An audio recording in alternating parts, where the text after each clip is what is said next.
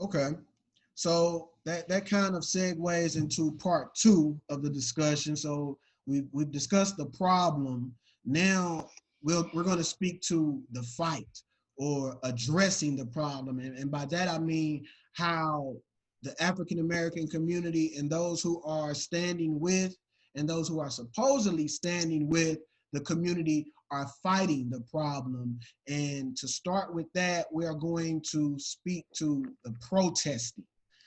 And what I want to ask first, is there a wrong way to protest? There seems to be an emerging debate on peaceful protests versus protests that evolve into rioting and looting.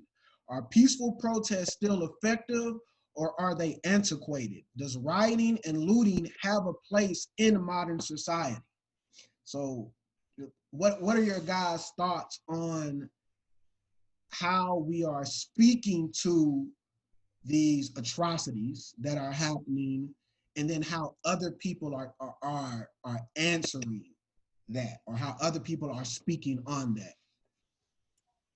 Well, I'll say, I guess to initial question, just as far as what we mentioned earlier, the Boston Tea Party. So, and I hate to kind of put those things together because one, we're not white. So those privileges that the people who were in the Boston Tea Party, they had initial privileges in the first place. But at the same time, I think it's needed to be heard, and no one can say, based off how our humans work and our emotions work, it's hard for me to tell anyone how to grieve about anything. Because then that goes into mental education, and that's a whole different rabbit hole that we're not ready for, or there's need discussion we're not ready for. But I also say that I'm more of a fan of, I want to help with the plan because I'm a little more, I don't want to say militant, but I'm a little more, give me a target. And like I told you before, Nate, about other projects, you let me sniff what's going on. I'll keep digging and digging and digging and digging.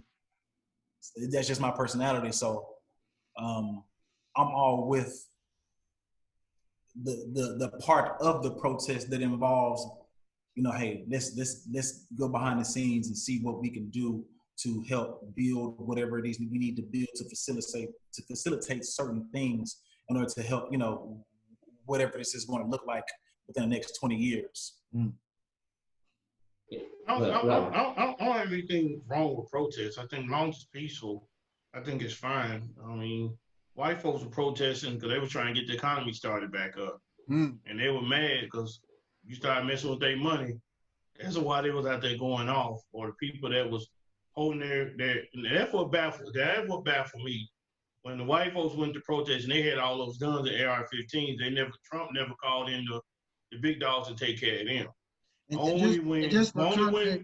Just for context, Mark, when we were on quarantine or lockdown, when everyone was secluded to their homes because of COVID-19, white people started coming out in large numbers to government buildings with guns strapped to their backs. That's what I'm saying. Protest not being able to come out of their homes. And then a few weeks later, black people started to protest George Floyd being murdered. And then there was a lot of critique on black people protesting. But go ahead. Exactly. Yeah, exactly. That's when Trump said, bring out what he said yesterday. I ain't gonna lie, it scared me. I was like, this dude's gonna come out. He want to fight. And so there's two different ways. There's two different types of protests you've seen right there. People was mad because of the economy, and then black people was upset because of George Floyd was killed. So I don't think there's no wrong way, but what I did hear on the radio yesterday that I did not know, and my mom had already told me, that you got undercover cops out here protesting, but they the ones starting up the fights. Now, I didn't know that. There's undercover cops out here that tips off the police, and breaking stuff and looting stuff, and that's what gets everything stirred up. Where you can have a peaceful protest like what you've seen the last couple of days here in Nashville is peaceful. So I think the wrong way is... It was organized. Yeah, it was organized. It was organized. It was peaceful. but then you're gonna have the ones that's inside that says, let's set it off. Let's do something to get everything to go off. And I think that's what you've seen with the courthouse, the burning of the courthouse. That was predominantly arresting white people, which shocked the mess out of me. Cause I'm thinking, why would white people want to go burn the courthouse? What's shocking to me? I was shocked. I was shocked because I'm thinking, why would they want to go burn? What's their purpose of burning that down? Because everything belongs to them. Everything. I understand, but that's clearly understanding what belongs to them. But No, what no, makes them go set it? I'm saying that's the mentality. But what they did was trigger other black people to think it's okay. That's what they did. They triggered other black people to say, oh, the white folks go burn. We was doing monkey see, monkey do. That's what we was doing downtown last Friday when they were burning up their courthouse. And then they get arrested. That's what happened. So it was peaceful. Black people. I know some black people that are still burning down. In addition to, but I would say that from like my sister was down there. I got a cousin who was in DC. Got a homeboy who was in DC, and from what I've seen, this for sure has been more white folks doing as far as like in integral damage and damage to brick and mortar. And I agree with that. Black people, doing the same thing and they spray painting Black Lives Matter, which I didn't know that. Cause like I said, when my mom told me that, that's when I really started paying attention. Yeah. Black folks can have a peaceful protest, but somebody's gonna mess it up, and then you have hatred white groups coming in, triggering the police for it can be a melee. But I don't say messing it up is the question of it, because I think you need all of it. I think you need all of it. I think you need civil disrest. And they said, I had this discussion, oh, well, this was illegal, or you had, to do this is illegal. But you remember sitting at a lunch counter with white people was illegal too. Mm-hmm. Drinking out of the water fountain that white people had was illegal too. Mm-hmm. So I think if we're going to protest, we need to protest with our dollars, stop putting our money in a bank that does not see us. Like when we come in, we got to show ID, but everybody else that come in don't show ID. Then why are we putting ourselves through this? Right. We need a peaceful protest. We need to kneel at the Super Bowl. We need Colin Kaepernick, and they again said that was wrong. Right. We had the civil rights marches when they sick dogs on us when we were doing exactly what they told us to do. Right. And the only way that this protest is getting the media coverage is because the damage that is being done. Right. If we just did the same march that we've been doing, nobody would care. Right. Look, I mean, we've done all these things. We've done every way that you can possibly do it right, and it has not worked. So here we are. Only thing you said, once you trick, here's the thing. The football, I'm glad you brought Kaepernick, because I'm looking at when the NFL starts, how many gonna need?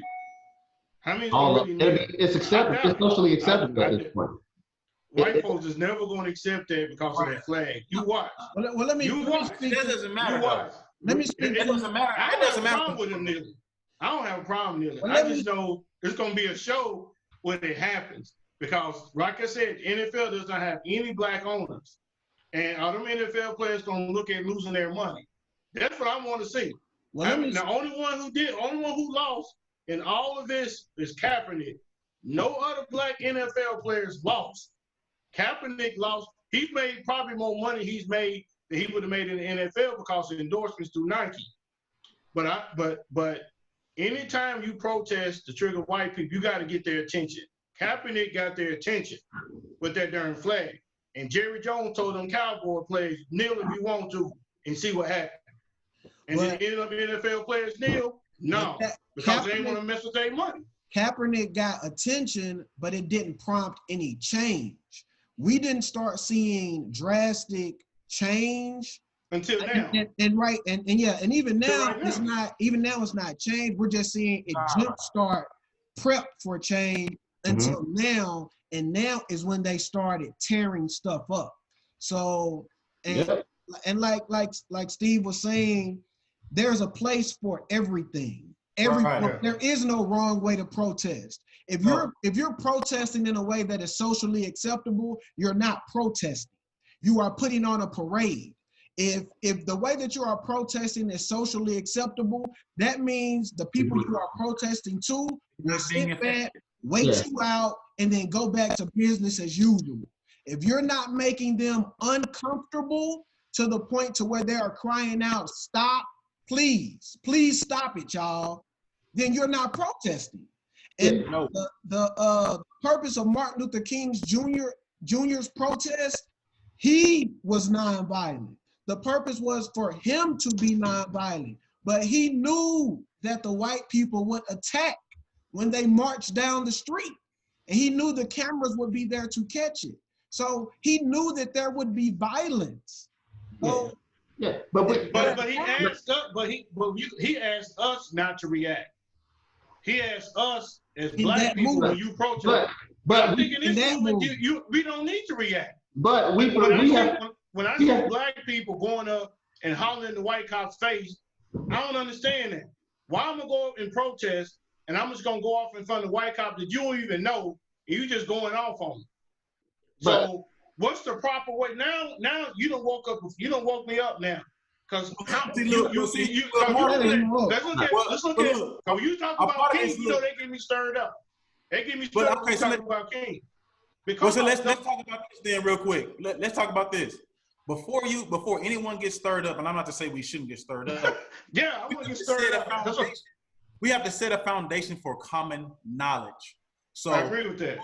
So if it's not about knowledge, then we don't want to waste no time with getting this, with a back and forth to just debate about whatever it is.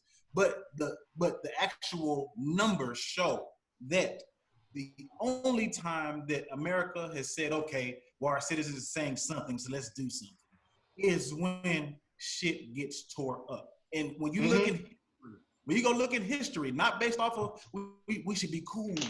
When you go look at history, history shows that drastic change in any form did not come until somebody kicked open the door. And that's just and I think we, go ahead. No, and I think we have forgotten, the imagery that that we are being shown by the media on what civil rights look like was peaceful black men in short sleeve shirts with black ties. That's not what the movement really looked like. You had Malcolm X, you had the Black Panthers, you had the Montgomery boycott, which was an economic protest. That was the solution. Exactly. So we need every bit of that protest. If we don't have economic protests that keep our money away from those that are racist, it ain't gonna work.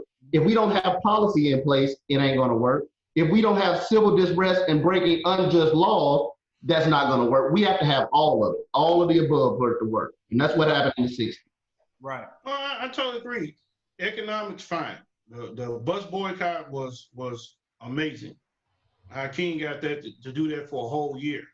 Amazing. So I understand money affects white people. It does. I don't agree with the going off. I just don't.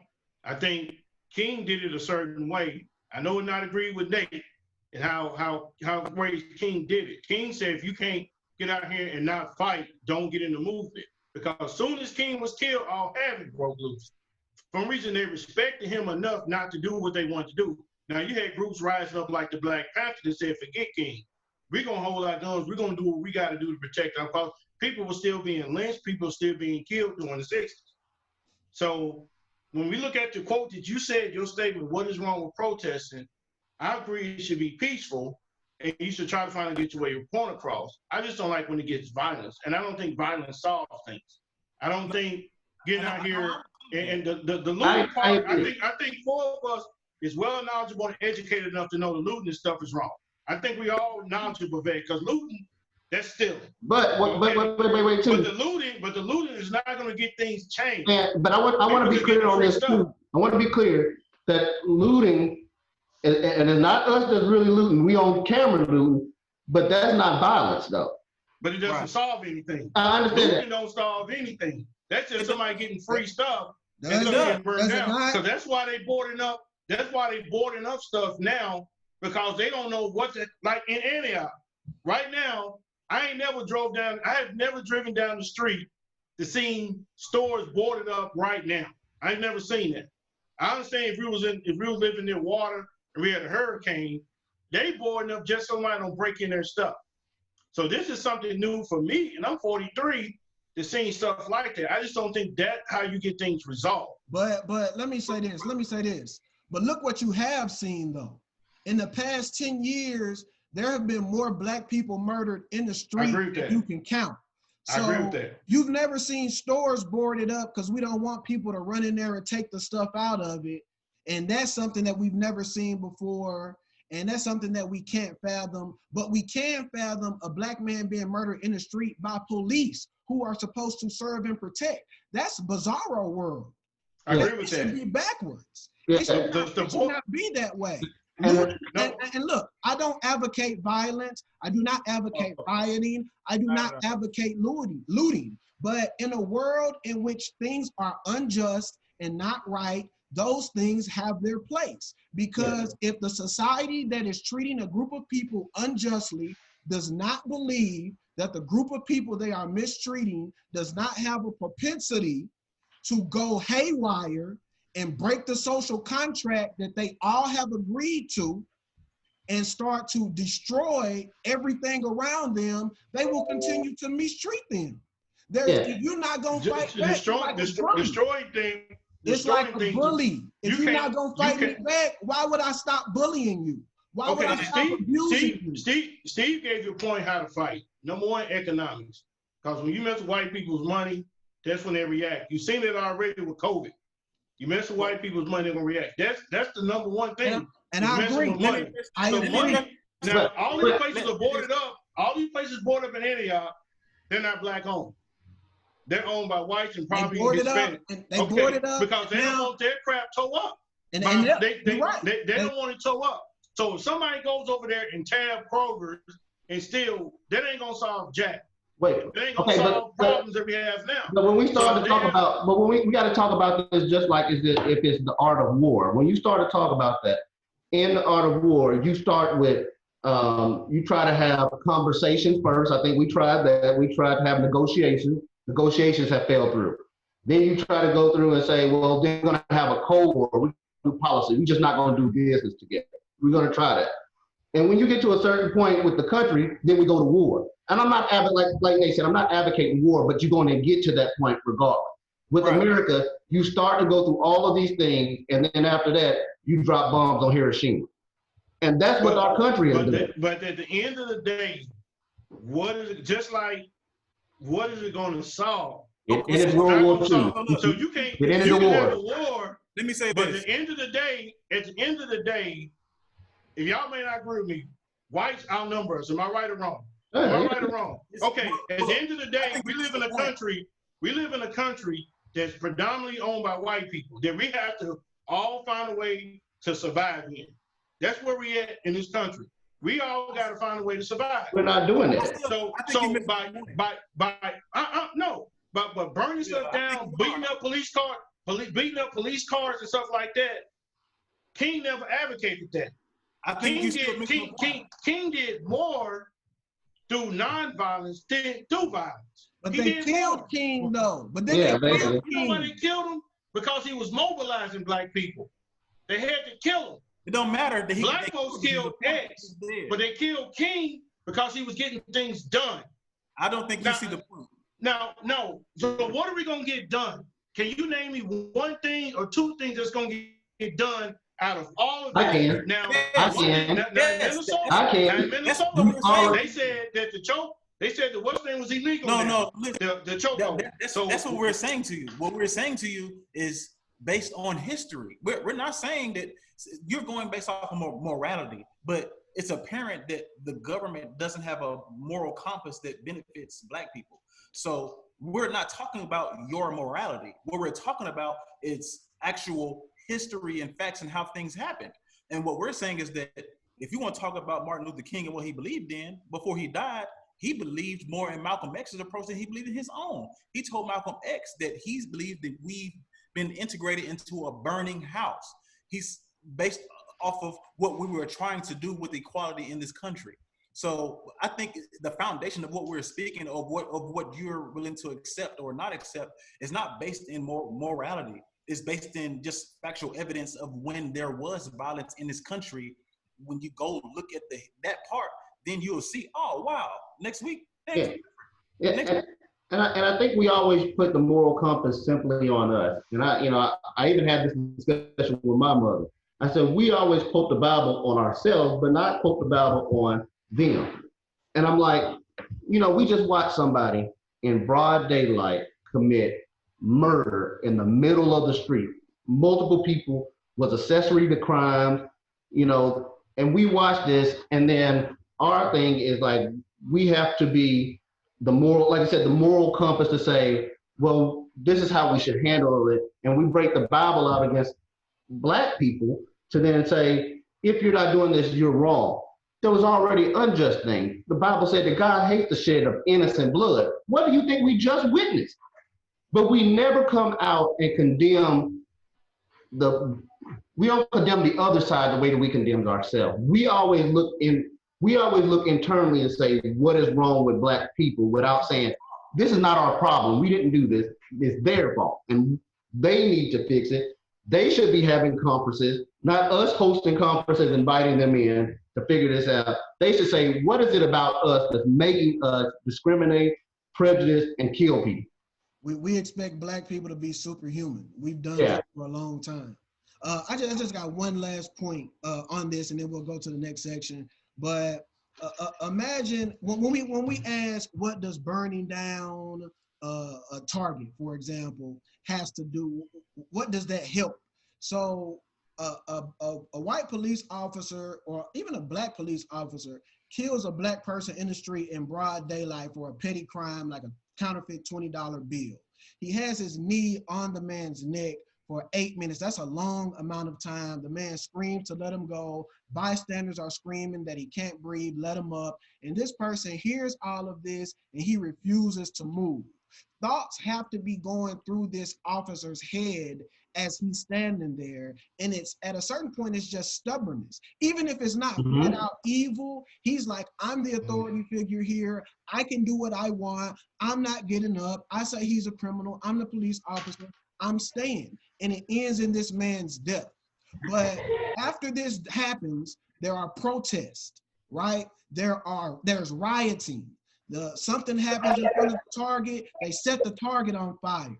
People are screaming for the police officer to be arrested and to be charged and to go to prison. And then there's a fire, they set another target on fire in another city. They set another target on fire in another city. And the whole country is in chaos. And there are protests all over the world. So now, the next time that a police officer has his knee on a Black man's neck, and the man says, I can't breathe, and people are standing around him saying, let him up, I can't breathe, for those 8 minutes, maybe the police officer will think about that burning target. Maybe he'll be like, if I don't move my knee and this man dies, they're gonna start burning targets again. So maybe I should get up and let him breathe. That's what the burnt up target does. That's what it helps. So if you gotta burn a target to save a life, I don't advocate burning no buildings, but a life is more important than the building every single time. Now you sit here, Nate, you well educated, you knowledgeable enough. Now I want you to honestly think, and because apparently 3 of y'all disagree with me, you honestly think the next white police officer is gonna think about that? If he can get a Black person, if he can kill a Black person, you don't have to think he's gonna sit here and think, man, if I kill him, they're gonna burn up something. White people don't care. No, they don't care. He's going to think, I can't get away with murder. Yeah, I think if he, now, here's what's gonna happen. If he knows the law, now if the law is changed, he's gonna think. He ain't gonna think crap about the target.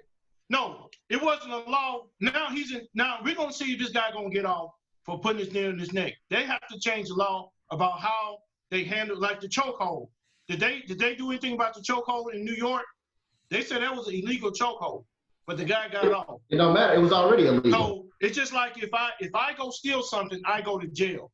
What law is going to be in place that the white officer, if he don't treat something, if he does something to another Black person, that he's going to go to jail? And in his mind, he's going to think, I'm going to jail, or I'm going to commit murder. Because if I go get a gun right now and I go to your house, Nate, I know if I shoot you, I'm going to jail. All right, listen. Okay. But you would not care if you knew you were going to get off. But if a white officer knew that if I did this wrong, I'm going to jail, they may think differently. I ain't gonna say they are. I say they may. But Mark, that's something I'm saying. Okay, and I agree with what you're saying to a certain, like the laws have in place, and the laws are for the police officer. So we want to have something in place to be a deterrent for the police officer. But you also need a wake-up call for the system. The system will not. Like, okay, so why didn't we change anything with Eric Gardner, Tamir Rice, Sandra Bland, Trayvon Martin? Zero things changed. But now governors, mayors, presidents are talking about this because they burning stuff down, their stuff down. And so now they're saying, well, we got to change the policy because if this happens, and they already talking now, they talking while we talk to say you think they honestly talking about trying to change things? No, but they're talking about how do they protect their own property and their constituents' property. Because if they do not get a conviction off of these 4 individuals, the cities will burn again. Oh, they're gonna convict them. They ain't gonna get no time. Okay, but why now? Why now do you think they will convict them? What makes this all of a sudden different? They're gonna convict them because they know streets will burn from Nashville to Baltimore to Paris, France to London, England. The world is watching now, and if we do not get justice for this one person, the streets will burn again. And so now you have the mayor of the city saying these people need to go to jail. These people should all be in jail because he's afraid his city will burn down. He got booed out of a protest today. The mayor of Minnesota got booed out of a protest today. But he don't want the city to burn either. No, he don't want the city to burn. So I can understand all y'all points are very logical, and you kind of open my eyes to understand. They're trying to get a conviction so black folks don't go off. So they're gonna do something to make us happy by saying, okay, let's give him 10 years. Let's give them 20 years. They happy, they ain't gonna burn us down. But like Nate said, it was the next officer think about that if he's having an altercation with a black person. Will he think about that? That's the point that we don't know. You're right. Will he think about that the next time? You're right. But what you said, Steve, was right. They're gonna convict him because they're scared of the looting. Yeah. They're scared chaos gonna break loose. So looting because Rodney King looting started out. Remember, they didn't loot until after all the cops got they were off. Once they got off, the burning happened. But this is totally different. They burning before the conviction. Because we've seen this story play out. So we've seen it. We've seen an arrest means nothing. George Zimmerman was arrested. Stacey Koon was arrested with Rodney King, and these people. Stacey Koon is probably at home now, drinking cold lemonade. George Zimmerman is on Instagram somewhere making money off of this. The guy in Minnesota. Now you got fear of Minnesota. He got off. Black folks burning stuff down. So I definitely understand you guys' points. Don't please, I do not. I'm just not a person that thinks violence solves everything. I think it brings awareness. I don't think it solved it. And when I looked at what King didn't want violence because he knew if 2 people fought, a powder keg was going to go off. When they protested, they came out in droves every day. If they arrested this many people, this many came out in peaceful protest. I think, and I could be wrong for saying this, I think if people protested every day and just kept coming out every day, just while people are trying to go to work and people are protesting, I still think change should be solved without violence. That's what I'm saying. I said without violence, I just don't think it solves everything. Now, I could be totally wrong. No, and I agree with you. But studying King, for all the years I studied King and how he operated with nonviolence, he had to find a way to say, I'm not going to fight back. So the people on the lunch counters, when you mention that, they got beat up, spat on, and stuff like that, they never retaliated. They never fought. But things were changed then. But we live in 2020 now. We in 2020, cell phones, social media, people go out. So everything what King did may be thrown out the door now. But I mean, this is diplomacy. Go ahead, Tracy. No, my bad. You've been waiting to say something. I was gonna say, I think a problem. Well, I'm gonna say a problem. I think that the approach needs to be. There's several things, but one is there's not a one thing. We're not saying that violence solves everything or anything. We're saying that violence, for some reason, to other people that's violent is a good language. And I'm not saying violence in the way that harms anything, because personally, I'm not going to do any of those things. Because I'm more of I'd rather hit you in your pocket. So, but I understand where it comes from. And so what we're saying is just, this is just one of the hundreds of puzzle pieces that needs to be in place to show that we don't care anymore when it comes to, you know, their, of that mind state of you should do as the moral value shows you, you have to do, even when other people are completely immoral towards you. And not to say that your morals should always be in judgment of chaos in these times. It's just to say, if you have an outcry based on the level of injustices, that's the thousands of injustices that's packed on our backs so tightly that we carry every single day, you have a right. There's rights for that. You know, they can't say, well, no, you can't do this. Now I can say I'm not going to do it, and I can say that I hope that people would find other ways, only because I want people to protect themselves. To me, each one of those people are valuable, so I don't want them to, you know, lose out. But sacrifices have to be made also. And I'm saying all these things to say that it's so complicated or so meticulous in the things that needs to be in order for things to change, that's just one of the factors, or just one of them. But myself, like I said before, I'm a believer, especially whenever we get to the next topic, and let's go at the pockets. Let's, you know, help not just go at the pockets, but more aligned with just helping us becoming people that can speak and do for ourselves. Let me tell you, before you can go there, I don't think that's ever gonna happen. I don't think we got enough black people that'll stick together to say, let's hit him in the pocket. I don't think it will. I don't think. But there's not. I don't think let's boycott. Let's boycott Nike. Let's say if we all gonna boycott Nike, how many black people gonna boycott Nike? It ain't gonna happen.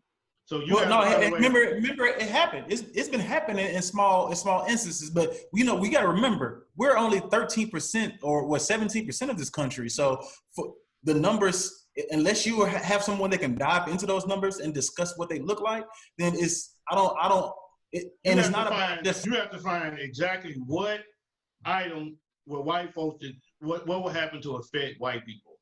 Because when you say hit them in the pocket, I also don't think that what can you hit them in the pocket that's gonna hurt white people. Let's not go too far. I'm saying because I don't see that happening. I'm saying that. I got you. We'll talk more about that when it comes. Did you have something to?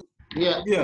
Just real quick, it's like when we start talking about this, and we keep talking about violence in the standpoint, I'm just saying that eventually you get to all the above. Right. We would have never gotten out of slavery through marching. It took a civil war, which is violence, to get us out of slavery. We got to stop acting like you don't get to a point where you're gonna have to tear some stuff up. I mean, because look at Haiti. Was the only real successful slave revolt was Haiti. Those people would still be enslaved today if they didn't revolt. Diplomacy has its place, but then too, and Trump has used the word terrorism. We are not fighting terrorism by marching in the United States. So why are we okay with fighting terrorism way across the seas, and we dropping bombs way across the seas, and we celebrate like they celebrate killing Saddam Hussein, Bin Laden. We got Bin Laden over here that's killing us in the middle of the street, but we here say we shouldn't do that, but then we applaud our president for doing anti-terrorism by killing random people who we have never even met or seen. Right. So we have to change our mentality, and that's the slave mentality that we are still wearing, that if we just don't mess with, we don't do that, we don't fight violence. But then when they tell us, well, we're gonna go fight across and kill Bin Laden, then we got American flag, like, I'm like, Bin Laden ain't never killed me. He ain't killed nobody that even looked like me. Let me ask you this. But Stacey Coon did. Let me ask you this, Nate, and you tell me, and I'm done after this one. I know you gotta get to the next point. You're not done. Are we heading, well, what's going on? Are we heading towards a race war? No. I say we're not heading towards a Because I think we are. I think we're getting close to one, and we're going to see it. I think people throw that word around a lot.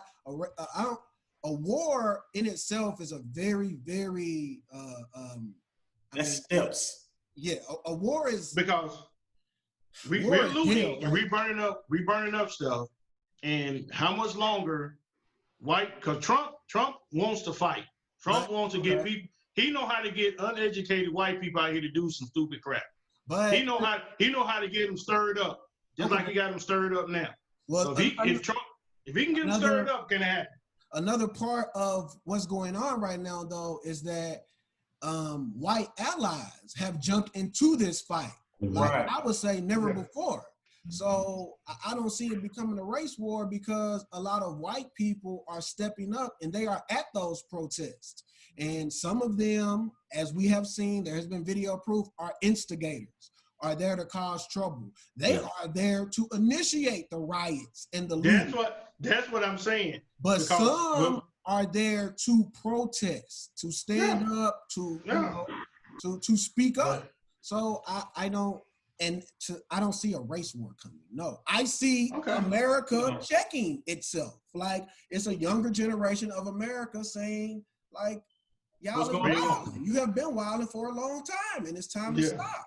But I love to see now Black people calling. You know, we used to give a lot of people, even in the workplace, wherever, we let it all slide.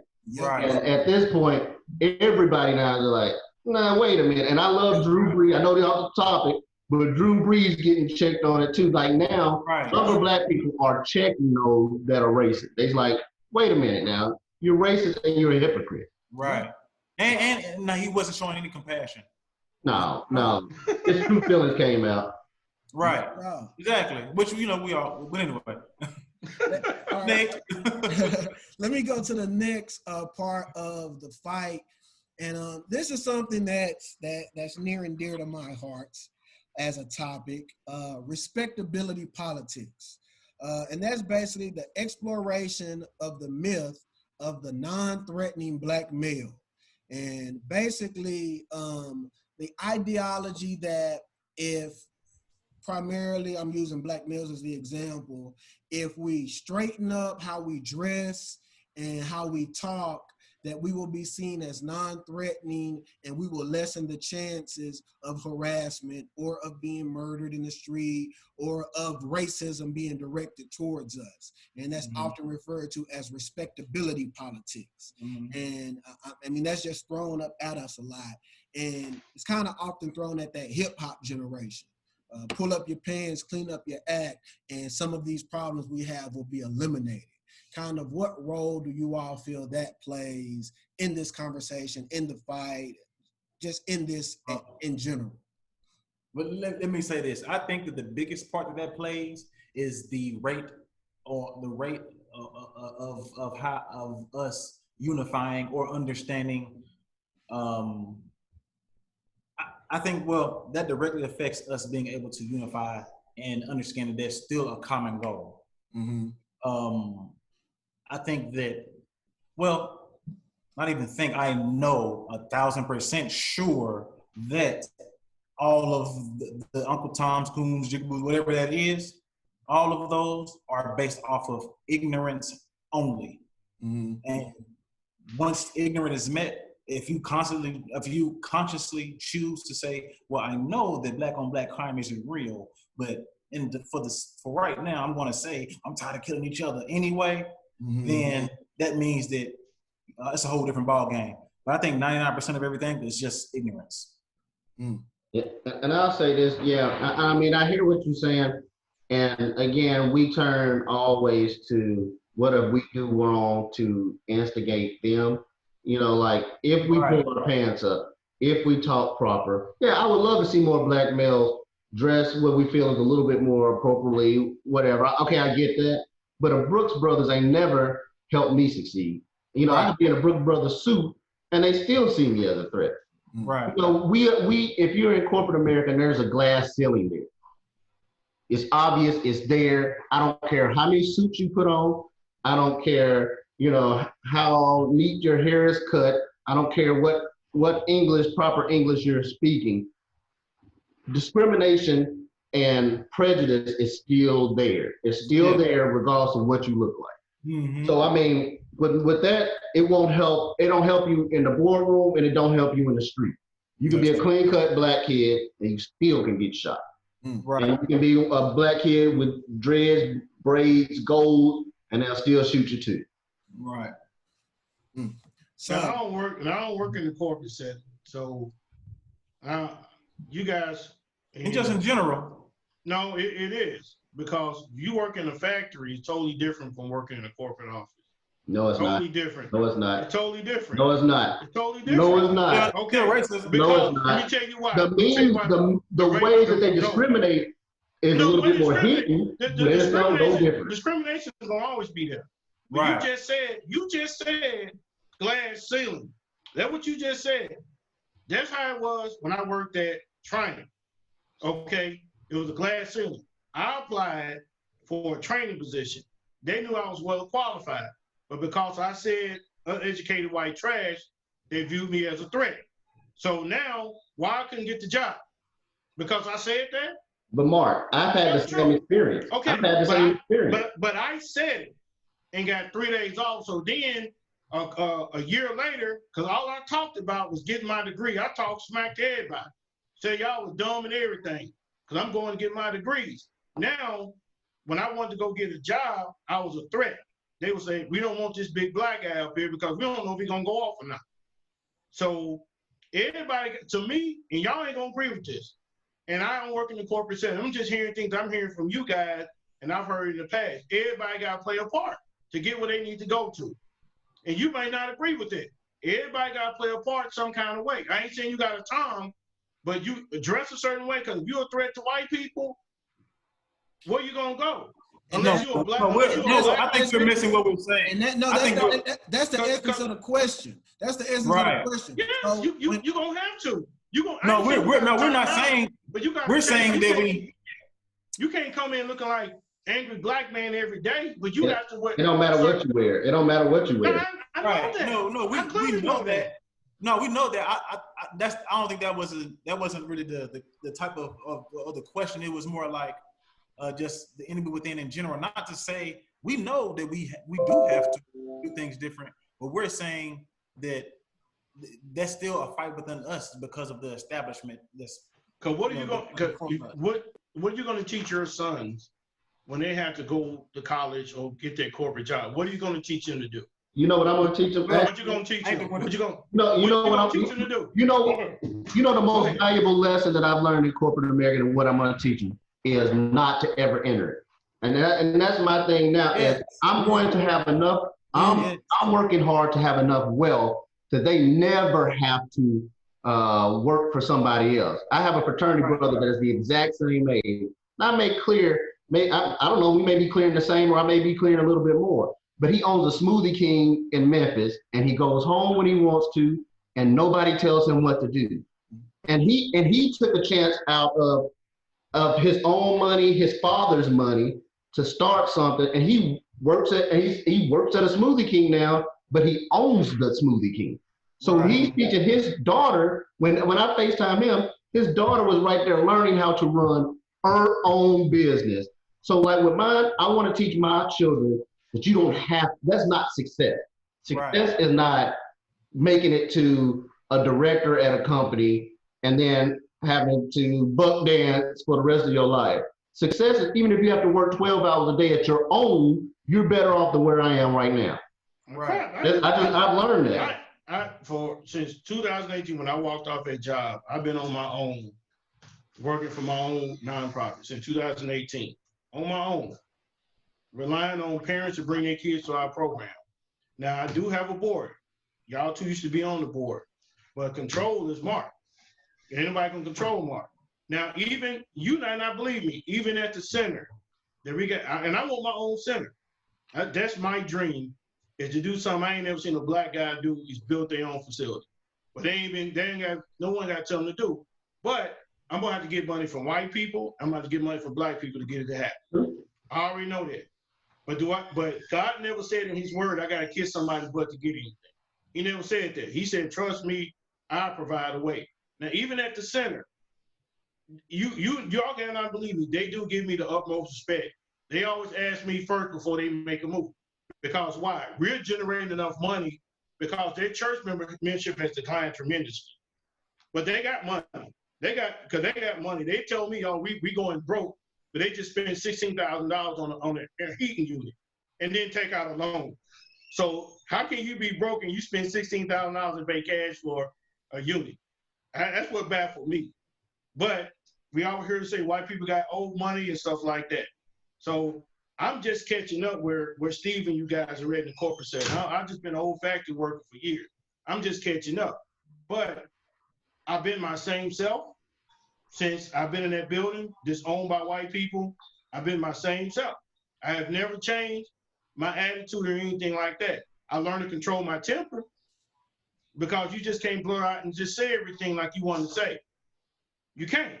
But and see, I think all y'all agree this with the this. thing. This is the thing, though. That's just being a regular human being. So because when we look at the question is not about. It's about if people who, for instance, what's her name, Candace Owens. Oh, no. I saw that today. Skip down a I almost question. put my camera on, bro. Wow. Respectability Wow. politics. Skip down a question. Wow, I saw that today. I just read my bad. Let's go back to that one. So let's go back. So the another talking point is the enemy within. Uncle Toms, coons, and jigaboos. Are these terms fair, or are they even necessary? Yeah. And what about the black police officer? What role does he play in all of this? And then lastly, I want to talk about the white instigator, government plants, and the over-enthusiastic suburban kids. And are the deeds of the white instigator valid? And that's what we was talking about with these people coming and helping start the riots, busting out windows. Or is that just a scapegoat for misdirecting black rage? So that was a big question. So let's start with the Uncle Toms, coons, and jigaboos. Are those fair terms? Is it okay to call somebody an Uncle Tom, a coon, or a jigaboo? Is there a place for that within the movement, within the culture? Is that okay? And someone brought up the name Candace Owens.